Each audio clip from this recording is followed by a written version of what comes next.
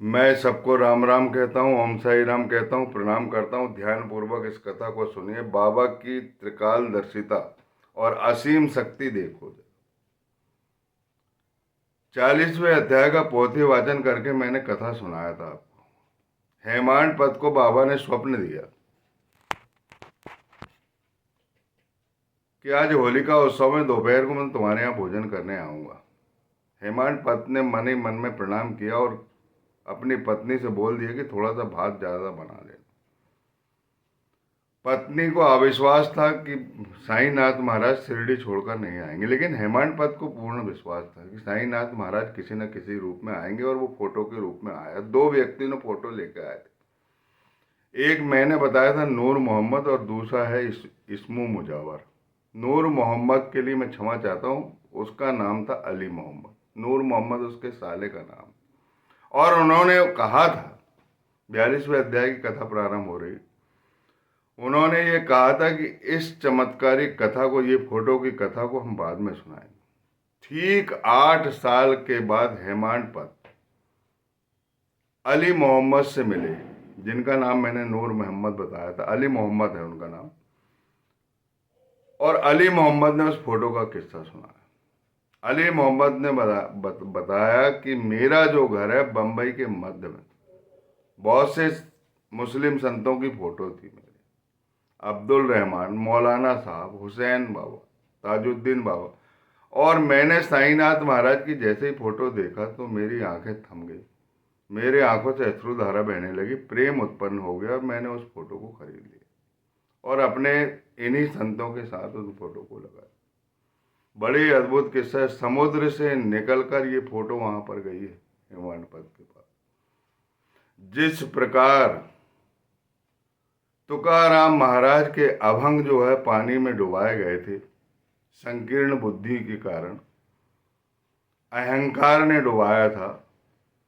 तुकाराम महाराज एक साहूकार थे, धन था उनके पास, सब कुछ था, लेकिन जब बैराग आने की, जब असीम कृपा प्रभु की होती है, उनका भाई चला गया, उनकी भाभी चली गई, अकाल पड़ गया, दुकान चली गई, सब कुछ नष्ट हो गया। हृदय में भगवान के प्रति प्रेम उत्पन्न हो गया और हमेशा नाम रट लगाने लगे जहां तहां। खाने पीने की कोई सुध नहीं हुई। सारा संसार उनके लिए तेजोमय हो गया। लोग जलने लगे। उनके से जो अभंग निकले थे वो पानी में डुबा दिए, इंद्रायणी नदी में। लेकिन भगवान कृष्ण ने उस अभंग को सौंपा तुकाराम महाराज के पास। तुकाराम महाराज के पास सब कुछ चला गया, उनको कोई चिंता नहीं थी, लेकिन उनके अभंग डुबाए गए थे, उसकी बेहद चिंता थी। एक शिला पर उन्होंने 13 दिन तक के भगवान का स्मरण किया, भूखे प्यासे रहकर। भगवान ने उनके अभंग लौटाए और उन्हें जगत गुरु की उपाधि मिली। ठीक इसी प्रकार समुद्र से साईनाथ महाराज की फोटो होलिका उत्सव में भोजन करने के लिए हेमांड पत के यहाँ पहुंची बांद्रा। और साईनाथ महाराज जो है, उनकी असीम शक्ति देखो आप। इस कथा से देखो, जब हेमांड पत उनसे मिलते हैं तो उन्होंने बताया कि ये फोटो मुझे बड़ी प्रिय लगी और मैंने इन्हें लगा दी। और फोटो के लगाने के बाद मेरे पैर में सूजन आ गई। बहुत शल्य चिकित्सा हुई, बहुत डॉक्टरी हुई, कुछ सुधार नहीं आ रहा था। इसके बाद मैं अपने साले नूर मोहम्मद के यहाँ गया था। ये अली मोहम्मद है, अब ये नूर मोहम्मद के यहाँ गए। नूर मोहम्मद के यहाँ इन्हें एक संत की फोटो और प्राप्त हुई। हुसैन संत है, मोहम्मद हुसैन, सॉरी मोहम्मद हुसैन बोल रहा हूँ। अब्दुल रहमान साहब की फोटो हुसैन साहब ने इन्हें दिया। तो वो फोटो मेज पर रखी रही, वो भी 8 वर्ष तक रखी रही। इनके पैर, मतलब इनके पैरों में जो सूजन थी, वो सूजन उतरने का कारण नाम है। 8 वर्ष तक इन्होंने इलाज कराया, कुछ नहीं हुआ इनको। तकलीफ पैर में बनी रहती थी, अनेक बार शल्य चिकित्सा होती रहती थी, कुछ नहीं होता था। अब इनका जो मेज पे जो फोटो रखी थी अब्दुल रहमान साहब की, वो नूर मोहम्मद के गुरु थे और उन्होंने उस फोटो को बनवाया, बहुत प्रेम से बनवाया। अच्छा फ्रेम फोटोग्राफर बुलवा के बनवाया, और फोटोग्राफर बुला के उस फोटो को अपने इष्ट मित्रों में बांटा, अपनी कंपनी में बांटा, और बड़ी प्रसन्नता के साथ, बेहद प्रसन्नता के साथ वो चले गए अपने गुरुदेव के पास, अब्दुल रहमान के पास, और फोटो भेंट करने लगे। जैसे ही उन्होंने फोटो देखा तो क्योंकि वो मूर्ति पूजा के विरोधी थे, निराकार उनकी भक्ति थी और अपना अपना विचार रहता, वो फोटो के प्रेमी नहीं थे। उन्होंने अपने ही स्वयं का फोटो देखकर नूर मोहम्मद पर बहुत क्रोधित हुए।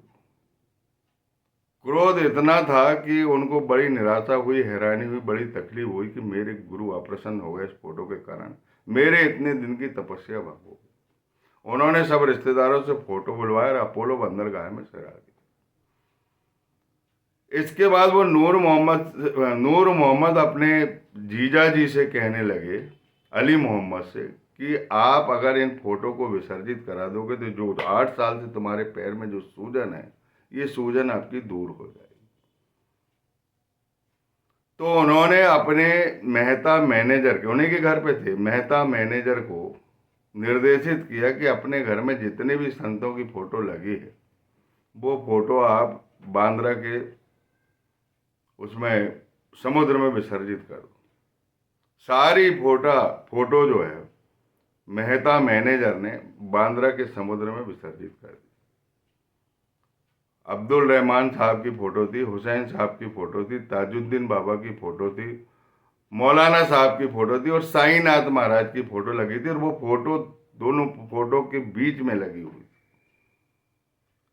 जब उन्होंने मेहता को बोला कि चारों संतों की, सभी संतों की फोटो विसर्जित कर दी, अब ये घर जाते हैं, घर जाने के बाद फिर इन्हें हैरानी होती, सिर्फ एक फोटो हुई लगी हुई मिलती। समुद्र से वो फोटो कैसे निकल कर आ गई, बड़ी अद्भुत लीला।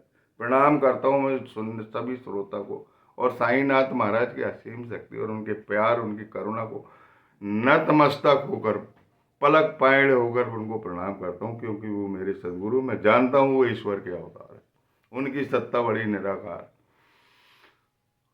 अब वो फोटो उन्हें प्राप्त होती, वो आश्चर्यचकित होते, और आश्चर्यचकित होते तो वो नूर मोहम्मद से तो बात नहीं करते, क्योंकि वो इतिश्री कर देगा। उनके गुरुदेव ने बहुत डांटे, फोटो को विरोधी हो गया था, मूर्ति पूजा का विरोधी हो गया था वह व्यक्ति, उन्होंने उनको नहीं दिखाया। बेचारा चिंता में सो जाता है अली मोहम्मद। साईनाथ महाराज स्वप्न में विशारद देते, उठो नूर मोहम्मद बोल रहा हूँ, अली मोहम्मद। और जो फोटो है वो इस्मो मुजावर से भेंट करके, फिर इस्मो मुजावर तुम्हें जो बोलेगा, साईनाथ महाराज सीधा बोल सकते थे, लेकिन उनकी लीला बड़ी अद्भुत। उन्होंने बोला कि मौलाना इस्मो मुजावर से बात करो। उन्होंने सोचा कि हेमांड पर साईनाथ महाराज को बहुत चाहते, अपन उनको भेंट कर देते, और ये सीधे होली का उत्सव के दिन उसे पेपर में लपेट कर, उसे गिफ्ट बनाकर बड़े सम्मान पूर्वक अली मोहम्मद और मौलाना इस्मो मुजावर होली का उत्सव के दिन उनकी साकल खटखटाते 12 बजे, और वहां पर साईनाथ महाराज का इंतजार होता, क्योंकि साईनाथ महाराज ने हेमाडपंत को वचन दिया था कि मैं होली का उत्सव में दोपहर में तुम्हारे रिश्तेदारों के साथ भोजन करूंगा। और बेचारे वो उनकी राह देख रहे थे, और राह देखते समय ये अद्भुत किस्सा हुआ, फोटो मिली, और उस फोटो को जब खोला गया तो हेमाडपंत के आंख से आंसू निकल गए, और वो कहने लगे कि ये फोटो कहाँ से प्राप्त हुई। और ये भी बताया उन्होंने कि ये किस्सा जो है मैं तुम्हें अगले कथा में बताऊंगा, अगले अध्याय में, जब कभी उचित समय है तो बताऊंगा। ये 41वें अध्याय की वर्णित कथा मैंने सुना दी है। मैं पोथी वाचन अब बंद कर रहा हूँ, सिर्फ सार कथा सुना रहा हूँ। पोथी वाचन आप अपने साईं चरित्र से कर लीजिए। जो रहस्य है, जो साईनाथ महाराज की लीला है, करुणा है, महाममता, वो आप तक प्रसारित करूंगा। बोलिए सच्चिदानंद सदगुरु साईनाथ महाराज की जय। इस अद्भुत चमत्कार को, साईनाथ की असीम शक्ति को आप सब जगह भेजिए, आपकी इस समस्या का तत्काल निराकरण होगा। बाबा कण कण में व्याप्त है, कलयुग के साक्षात कृष्ण अवतार है। जो उपदेश भगवद गीता में साईनाथ महाराज ने अर्जुन को दिया था कि आत्मज्ञानी संतों से ज्ञान प्राप्त करो, और वही ज्ञान जो है हेमाडपंत ने प्राप्त किया, और होली का उत्सव का चमत्कार देख के तो आपको समझ जाना चाहिए। मैं आपको प्रणाम करता हूँ।